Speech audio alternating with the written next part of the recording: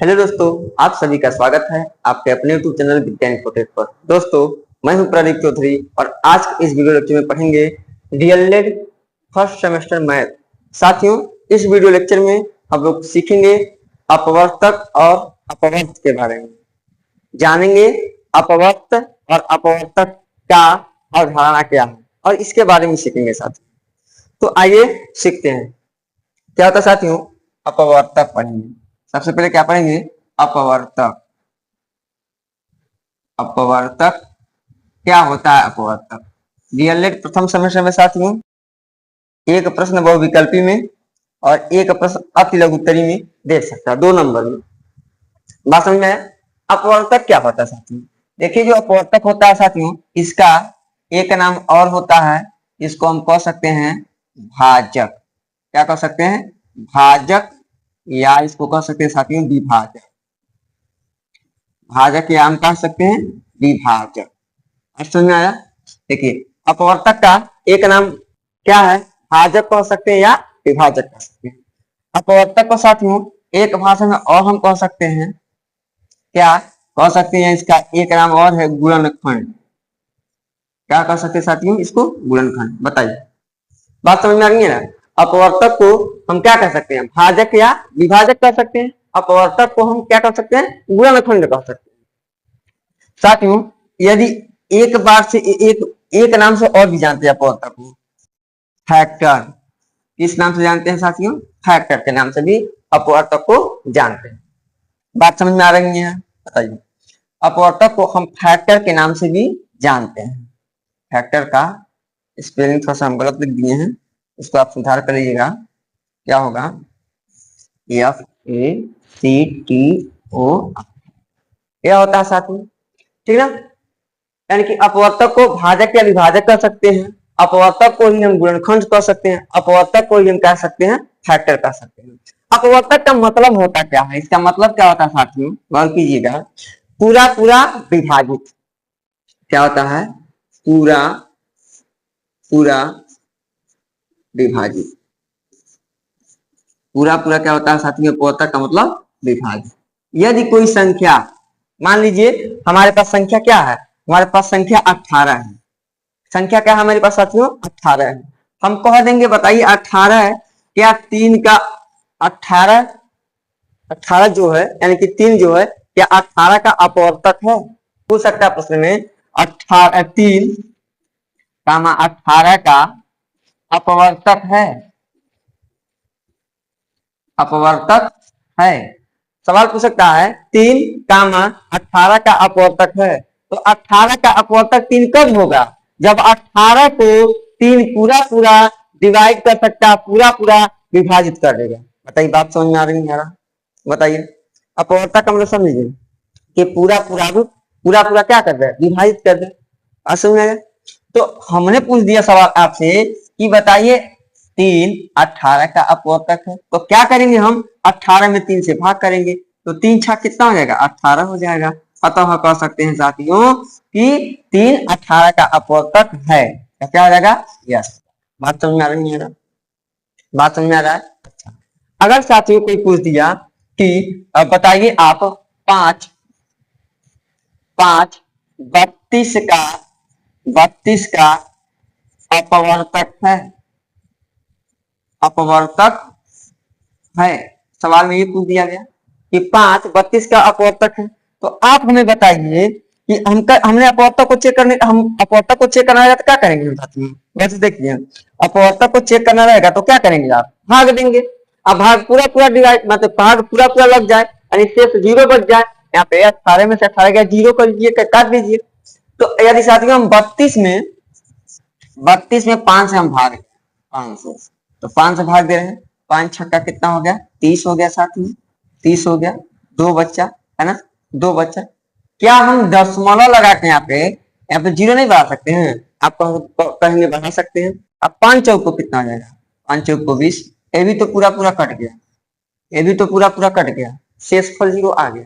तो क्या आप कह सकते हैं 5 32 का अपवर्तक है? जरा सोचिए, जरा सोचिए तथा विचार कीजिए। क्या आप कह सकते हैं? नहीं कह सकते हैं? थोड़ा सा विचार कीजिए, थोड़ा सा विचार करें।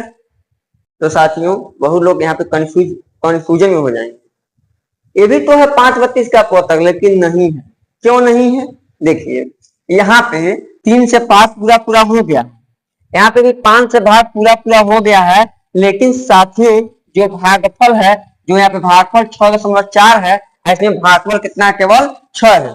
भागफल जो होता है साथियों वह पूर्णांक में आना चाहिए। किसमें आना चाहिए?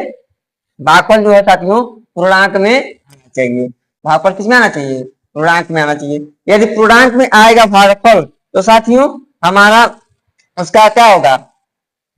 तब तो इसका अपवर्तक होगा। पूर्णांक नहीं होगा, अपवर्तक नहीं होगा। देखिए पूर्णांक मतलब समझ रहे हैं? पूर्णांक, पूर्णांक मतलब होता है पूरा अंक। पूर्णांक, पूर्णांक होना चाहिए तो किसको? भागफल को। भागफल किसमें होना चाहिए? पूर्णांक में। बताइए बात समझ में आ रही है? अगर पूर्णांक में नहीं है तो हमारा क्या है? अपवर्तक ही नहीं होगा। आप समझ में नहीं आ गया? पूर्णांक समझ रहे हैं ना? 1 2 3 -1 -3 -4 समस्त धनात्मक संख्या तथा समस्त ऋणात्मक संख्या, साथ साथ में जीरो भी इंक्लूड है, उसी को हम पूर्णांक बोलते हैं। पूर्णांक से आपको मुलाकात तो करवाई दी है साथी, करवाने की कोई आवश्यकता है ही नहीं। अब चलिए आगे थोड़ा सा बढ़ते हैं, देखते हैं यहाँ पे अपवर्तक का परिभाषा। तो अपवर्तक का परिभाषा होता है साथियों, कोई संख्या जिन जिन संख्याओं से पूरी पूरी विभाजित हो जाती है वे संख्या उस संख्या की क्या हो जाती है? अपवर्तक कहलाती है। एक बात और सीधे रूप में जानिए, एक बात और आप सीधे रूप में जानेंगे अपवर्तक का मतलब होता क्या है। तो ध्यान देंगे अपवर्तक को साथियों, अपवर्तक को हम एक भाषा में और कह सकते हैं। क्या कह सकते हैं अपवर्तक को? साथियों अपवर्तक को हम कह सकते हैं क्या? कि काटने वाली संख्या। क्या कह सकते हैं? काटने वाली संख्या। काटने वाली संख्या अपने भाषा में लिख लीजिए, काटने वाली संख्या। डिफिनेशन तो लिखवा ही दिया गया साथ में। काटने वाली संख्या, जैसे एग्जाम्पल के तौर पर ले लेते हैं साथियों, हम कह दें कि बताइए कि 15 का अपवर्तक कौन कौन है? 15 का अपवर्तक निकालना हो कौन कौन? अब आप यह ध्यान दीजिए 15 को कौन कौन काट सकता है? 15 को कौन कौन संख्या या कौन कौन अंक पूर्णतः विभाजित कर सकता है? बात समझ में आ गई है? तो 15 तो क्या हो जाएगा? 1 हो जाएगा साथी। क्या हो जाएगा? 1 हो जाएगा। 1 के बाद क्या आएगा साथी? अब बताइए क्या 2 पूरा पूरा काट पाएगा? नहीं काटेगा। पूर्णांक के रूप में काटना है, टूटा फूटा अंक के रूप में नहीं काटना है। टूटा फूटा अंक के रूप का मतलब समझ गया आप? टूटा फूटा अंक, जैसे 15 को हम भाग करते हैं 2 से, 2 से भाग किया हमने तो 7 दूनी कितना हो गया? 14 हो गया साथियों। अब देखिए 1 आया, दशमलव बढ़ाया, 0 बढ़ाया, तो 5 दूना कितना हो गया? 10 हो गया। तो जो भागफल आया है दशमलव में आएगा, दशमलव में आएगा तो वह अपवर्तक नहीं होगा। पहली कंडीशन। हम इसको 7.5 को टूटा फूटा अंक बोलते हैं। 7 तो पूरा, लेकिन 0.5 यानी 0.5 पूरा नहीं है, टूटा फूटा अंक के रूप में नहीं होना चाहिए। बात समझ में आई है यार? तो इसलिए 15 15 को 2 नहीं काट पाएगा, इसलिए 2 15 का अपवर्तक नहीं होगा। उसके बाद हम बात करेंगे साथियों किसकी? 3 की। तो 3 25 15 कट जाएगा। 3 के बाद क्या 4 काटेगा? नहीं काटेगा। तो क्या हो जाएगा? 5 हो जाएगा। 5 के बाद क्या 6 काटेगा? नहीं काटेगा। 7 काट पाएगा? नहीं काट पाएगा। 8 काट पाएगा? नहीं काट पाएगा। अब कौन काटेगा साथियों? अब खुद वह संख्या 15 ही काट पाएगा। बात समझ में आ रही है? बताइए। इत्मीनान के साथ आराम से पढ़िए और चीजों को समझिए। समझ लीजिए, एक बार तो समझना है। बात समझ में आ रहा है? एक बार समझना है साथियों। एक बार समझ लेंगे ना तो जीवन पर्यंत तक यही नियम, यही रूल, यही परिभाषा, यही सवाल चलेगा। बात समझ में आ रही है? अब देखिए मान लीजिए हमने कह दिया 12 का अपवर्तक बताइए कौन कौन होगा। जरा एक बार मन में विचार कीजिए 12 का अपवर्तक कौन कौन होगा। अब देखिए कि 12 को कौन कौन संख्या, कौन कौन अंक काट दे रहा है, पूरा पूरा भाग चला जा रहा है। अब काटे तो भागफल पूर्णांक के रूप में आना चाहिए, दशमलव में नहीं आना चाहिए। ये बात को अपने दिमाग में रख लीजिएगा। तो चलिए 12, 1 काटेगा नहीं काटेगा? काटेगा। 2 काटेगा, 3 काटेगा, 4 काटेगा, 6 काटेगा, और कौन काटेगा? और खुद यह संख्या 12 भी काट लेगा। बात बताइए समझ में आ रही है ना? एक क्वेश्चन बहुविकल्पी में पूछ सकता है या अति लघुत्तरी में पूछ सकता है साथी। बात समझ में नहीं आ रहा? ध्यान से देख लीजिए। अब हम पूछ रहे हैं आपसे क्या 6 का अपवर्तक बताइए क्या क्या होगा। तो 6 का अपवर्तक 1, 6 का अपवर्तक 2, 6 का अपवर्तक 3, 6 का अपवर्तक क्या हो जाएगा? 6 हो जाएगा। कुछ बात समझ में आ रही नहीं आ रहा? बताइए कुछ बात समझ में आ रहा नहीं आ रहा? ध्यान दीजिएगा। अब क्या देख रहे हैं इसमें, अपवर्तक जब हम डिफिनेशन तो बता दिया हमने और उसका कुछ एग्जांपल बता दिया हमने, तो एक चीज देख रहे हैं, एक सब में आ रही है, एक सब में आ रही है ना, तो हम कह सकते हैं कि एक जो है सभी संख्याओं का अपवर्तक होता है। अपवर्तक से कुछ महत्वपूर्ण तथ्य है साथियों, उसको जानना भी बहुत जरूरी है। बहुविकल्पी प्रश्न में पूछ देता है, डीएलएड प्रथम सेमेस्टर में पूछ सकता है, सी टेट में पूछ सकता है, यूपी टेट में पूछ सकता है साथियों। तो आइए इसको थोड़ा सा हम अध्ययन करते हैं। क्या है यहाँ पे देखिए, प्रमुख तथ्य क्या का पहला, किसी संख्या का पहला एवं सबसे छोटा अपवर्तक क्या होता है, एक होता है। किसी भी संख्या की बात करें तो देख लीजिए, मान लीजिए यहाँ पे 15 है, 12 है, 6 है, इसमें सबसे छोटा अपवर्तक कौन है, एक है। और सबसे पहला अपवर्तक कौन है, एक है। कुछ पूछे, कोई पूछ दिया बताइए 15,625 का सबसे पहला अपवर्तक कौन है, सम अपवर्तक कौन है, क्या सबसे छोटा अपवर्तक कौन है, तो आपका जवाब क्या होगा, एक होना चाहिए साथ में। बात समझ में आ गई होगी पहले बात। चलिए दूसरा क्या है, किसी संख्या का सबसे बड़ा एवं अंतिम अपवर्तक संख्या स्वयं होती है। और आप किसी भी संख्या का अंतिम अपवर्तक या सबसे बड़ा अपवर्तक क्या होती है, संख्या खुद स्वयं होती है। देख लीजिए यहाँ पे सब, देखिए 15 है, 15 का सबसे बड़ा अपवर्तक कौन है, तो 15 का सबसे बड़ा अपवर्तक क्या है, 15 ही है। 5 तो नहीं हम कह सकते ना, तो अपवर्तक ध्यान दीजिएगा, 15 का सबसे बड़ा अपवर्तक 15 ही होगा। देखिए 12 का सबसे बड़ा अपवर्तक क्या होगा, 12 खुद वो संख्या ही होगा। ये अंतिम अपवर्तक होता है। बात समझ में नहीं है, इसके बाद नहीं कुछ होगा। हाँ? बात समझ में आया।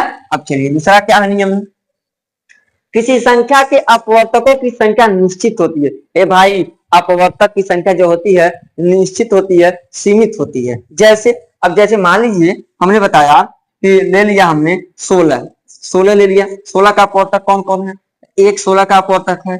दुनिया में एक ऐसी संख्या जो सबका अपवर्तक होता है, इस बात को अपने दिमाग में नोट कर लीजिएगा। 2 भी है, 4 भी है, 8 भी है, 16 भी है कि नहीं है। 1 2 4 8 16 है, क्या 16 का अपवर्तक है। तो हमने क्या बताया, किसी संख्या का अपवर्तकों की संख्या निश्चित होगी। अब इसके अलावा और कोई अपवर्तक नहीं होंगे, इनके अलावा अब कोई अपवर्तक नहीं होंगे। जैसे 4 है ना, 4 मेरे पास भाई, 4 का अपवर्तक कौन कौन है, तो साथियों 4 का जो अपवर्तक केवल फिक्स है, एक होगा, एक 2 होगा, एक खुद 4 है संख्या होगी। बात समझ में आ रही है। अपवर्तकों की पूछ दिया, अपवर्तकों की संख्या होती है निश्चित और निश्चित, इनमें से कोई नहीं, ए और बी दोनों। तो आप घबरा जाइएगा, तो ध्यान दीजिएगा, किसी संख्या के अपवर्तकों की संख्या निश्चित होती है, सीमित होती है ना, उसको गिन सकते हैं, ठीक। किसी संख्या का अपवर्तक संख्या से छोटा या उसके बराबर, किसी भी संख्या का अपवर्तक साथियों, या वो तो संख्या से छोटा हो सकता है और संख्या के बराबर हो सकता है। देखिए 16 का अपवर्तक क्या 16 हो सकता है, अब 16 से बड़ा कोई संख्या ही नहीं हो सकता जो इसका अपवर्तक बना। 4 का अपवर्तक 4 हो सकता है, 4 का अपवर्तक 2 हो सकता है, 4 का अपवर्तक 1 हो सकता है, लेकिन 4 से बड़ा कोई संख्या नहीं हो सकता। उम्मीद करते हैं साथियों अभी तक जो हमने पढ़ाया, जो हमने आपको बताया, आपको अच्छे ढंग से समझ में आ गया होगा। बात समझ में आया। तो साथियों अब लेते हैं कुछ हम एग्जाम्पल, ताकि आपको अच्छे ढंग से समझ में आ जाए। जैसे मान लीजिए इसको इरेज कर रहा है साथियों, मान लीजिए सवाल पूछ देता है, क्या पहला, क्या क्या 7 35 का अपवर्तक है, अपवर्तक है। तो आप कैसे चेक करेंगे, आपको कुछ ना करना, करना क्या है, भाग दे देने हैं, भाग दे दीजिए। देखिए 35 में हम 7 से भाग कर देंगे, 7 25 35, 5 बार में पूरा पूरा कट गया, 0 शेष आ गया, आगे कि नहीं आ गया, तो हम कहेंगे यस, यानी कि 7 35 का अपवर्तक है। लेकिन सवाल में पूछ दिया साथियों दूसरा, क्या क्या 4,142 का अपवर्तक है, 142 का अपवर्तक है। तो चेक कैसे करेंगे, कुछ ना कीजिए, 142 में धीरे से अपने कॉपी पे भाग दे दीजिए 4 से। 4 जो है भाजक है नहीं, भाजक भाजक भी कह सकते हैं, विभाजक भी कह सकते हैं। तो 4 तिहाई 12 हो जाएगा साथ में, 4 तिहाई 12, 4 में से 2 गया 2 हो जाएगा साथ में, 2 को उतार लेंगे, 5 चौक को 20 हो जाएगा, 2 आ गया, 2 आ गया, इसके बाद कोई अंक नहीं है, दशमलव लगा के 0 बढ़ा देंगे, तब 5 चौक को 20 हो जाएगा, पूरा पूरा कटेगा नहीं, कट गया, ये भी तो पूरा पूरा कट गया। लेकिन जो आंसर है साथियों, जो इसका भागफल है, क्या देख रहे हैं आप, भागफल देख रहे हैं, दशमलव में आ गया, एक पूर्णांक में नहीं आया है, इसलिए आप कह सकते हैं यह क्या, यह अपवर्तक नहीं है। उम्मीद करते हैं साथियों यहाँ तक बात आपको एकदम अच्छे ढंग से समझ में आ गई है। अगर यहीं पे सवाल साथियों दे देता है, यहाँ पे दे दिया सवाल साथियों, इस प्रकार से क्या करना है, इसको इरेज कर दें, जैसे दे दिया साथियों, यदि सवाल पूछ लिया यहाँ पे, क्या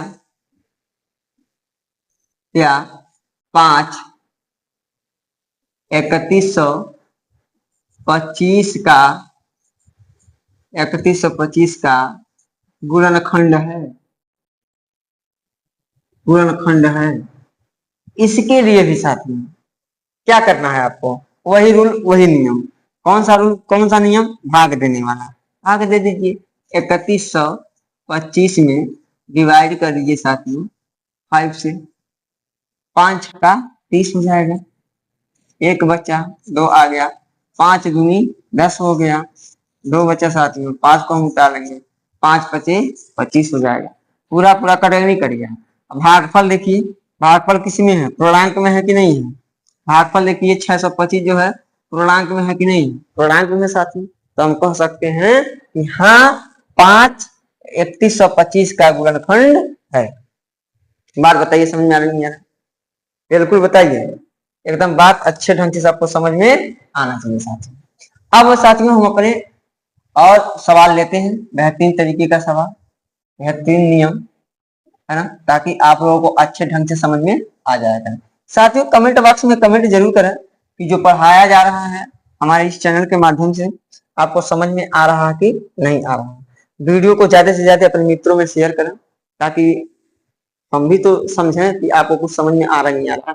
चलिए एक नया सा कंसेप्ट लेते हैं, जैसे मान लीजिए साथियों कोई पूछ दिया, बताइए 25 का सबसे छोटा, सबसे छोटा, सबसे छोटा आपको बताना है अपवर्तक, सबसे छोटा अपवर्तक कौन है, सबसे छोटा अपवर्तक कौन है बता देंगे। वो दिया 35 का सबसे बड़ा, सबसे बड़ा अपवर्तक कौन है, अपवर्तक कौन है, तो जवाब क्या देंगे, है ना, अभी कंसेप्ट बताएं।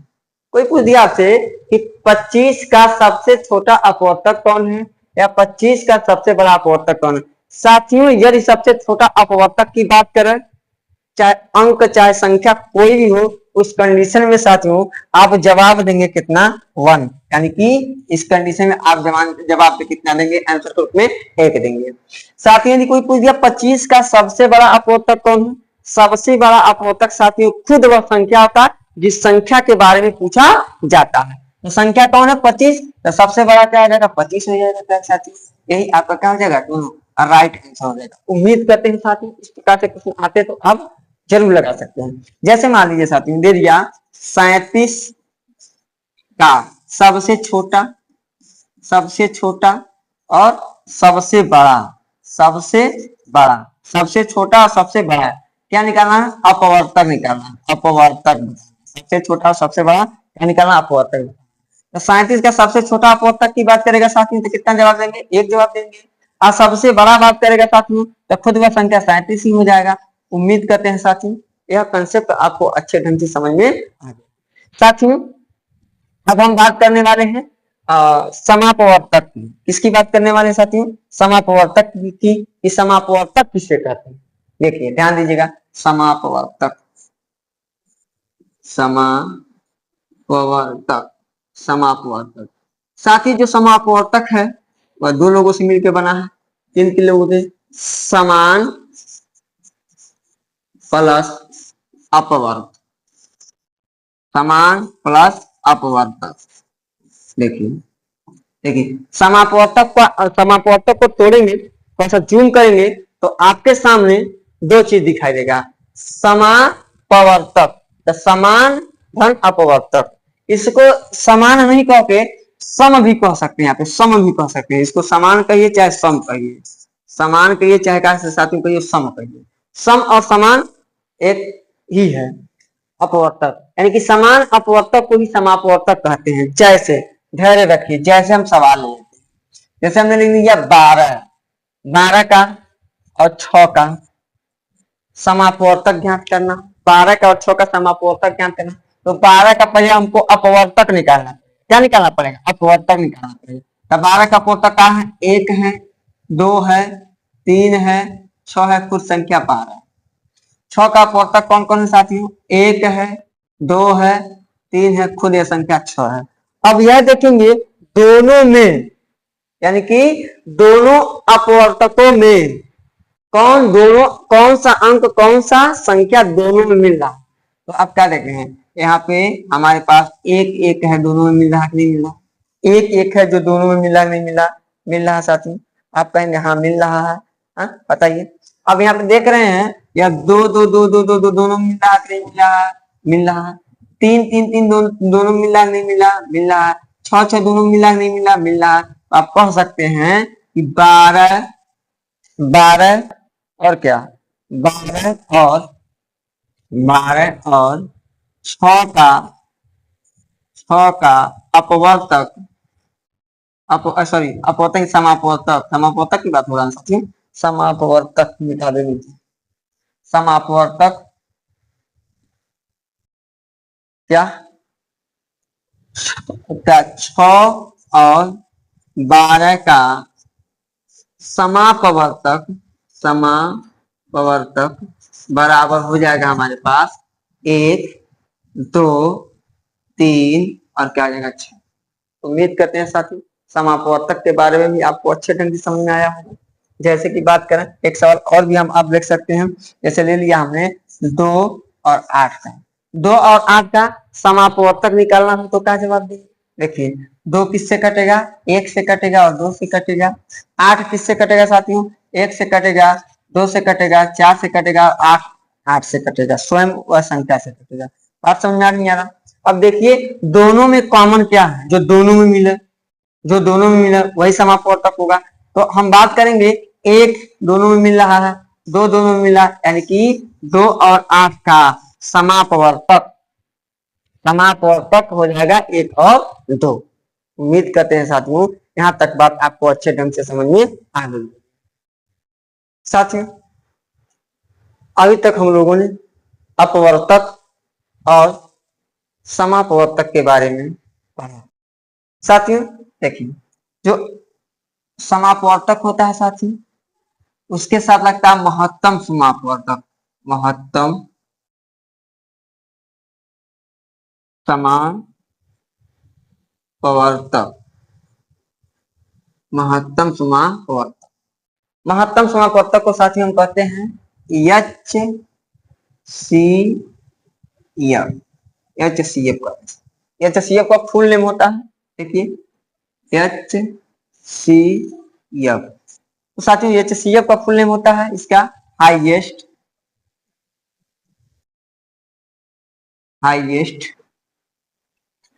होता है, नाम क्या? हाईएस्ट। इसका होता है कॉमन, इसका नाम होता है फैक्टर। हाईएस्ट कॉमन क्या होता है? फैक्टर होता है साथियों। बात समझ में आनी है? अब देखिए हाईएस्ट को हम कह सकते हैं एक और शब्दों में हिंदी में जो कहते हैं साथियों सबसे बड़ा, सबसे बड़ा, सबसे बड़ा या सबसे बड़ा को हम कहते हैं महत्तम, महत्तम बोलते हैं साथियों। कॉमन को क्या बोलते हैं साथियों? कॉमन को बोलते हैं उभयनिष्ठ, उभयनिष्ठ हो जाएगा। उभयनिष्ठ का मतलब हम कह सकते हैं अपने भाषा में समान, समान। अट्ठाकर का मतलब क्या होता है साथियों? गुणनखंड। गुणनखंड, गुणनखंड कह सकते हैं या कह सकते हैं अपवर्तक। अपवर्तक कह सकते हैं। यानी कि अब जानिए समापवर्तक के साथ महत्तम क्यों लगा है, क्यों नहीं लघुत्तम लग सकता है। आप ये भी विचार थोड़ा सा कीजिए कि समापवर्तक के साथ क्यों महत्तम ही लगा, क्यों नहीं लघुत्तम लगा सकते हैं। आखिर क्यों नहीं इसको हम लिख सकते हैं लघुत्तम, लघुत्तम समापवर्तक, इसको क्यों नहीं लिख सकते हैं? इसके पीछे का कारण क्या आप जानते हैं? जानते हैं। तो इनके पीछे का कारण आइए हम बताते हैं क्या होता है इनके पीछे का कारण। जैसे मान लीजिए साथियों हमने लिख दिया 12 और 18 का अपवर्तक, हमको अपवर्तक निकालना है 12 और 18 का। तो चलिए निकालते हैं पहले अपवर्तक। देखिए अपवर्तक क्या होगा इसका 12, यानी 1 2 3 4 6 12 हो जाएगा। और 18 अपवर्तक का मतलब क्या था? कौन कौन अंक, कौन कौन संख्या 18 को पूरा पूरा डिवाइड कर देगा। 1 कर देगा, 2 कर देगा, 3 कर देगा, 6 9 और क्या होगा 18। हमने क्या कहा लघुत्तम, आपको लिखाना है लघुत्तम, लघुत्तम समापवर्तक। लघुत्तम समापवर्तक क्या होगा? लघुत्तम मतलब छोटा, लघुत्तम का मतलब क्या होगा? छोटा। तो सबसे छोटा कौन है इसमें साथियों? सबसे छोटा कौन है? तो सबसे छोटा हमारे पास क्या है? 1 है। तो इसका लघुत्तम समापवर्तक कितना हो जाएगा? 1 जाएगा। बात ध्यान दीजिएगा, एक प्रश्न हमने बताया। अब हम लेते हैं दूसरा प्रश्न। दूसरा प्रश्न है 16 का अपवर्तक क्या होगा? 16 का अपवर्तक क्या होगा साथियों? अब 16 के साथ साथ हम कह सकते हैं साथियों 16 के बाद क्या ले लेते हैं? 16 के साथ ले लेते हैं हम 8 को, 8 का अपवर्तक। अपवर्तक पहले निकालिए, थोड़ा सा ध्यान दीजिएगा। अपवर्तक तो 16 का अपवर्तक कौन कौन है? 1 है, 2 है, 4 है और क्या है 8 है। आपको यह संख्या क्या है साथियों? 16। 8 का अपवर्तक कौन है? 1 है, 2 है, 4 है, कुछ संख्या 8 है। हमने अब पूछा आपसे क्या कि 16 और 8 का, 16 और किसका? 8 का। 16 और 8 का आप क्या कीजिए निकालिए लघुत्तम समापवर्तक। यहाँ लघुत्तम समापवर्तक क्या होगा? क्या होगा? लघुत्तम समापवर्तक निकालना आपको। लघुत्तम समापवर्तक निकालना है, समापवर्तक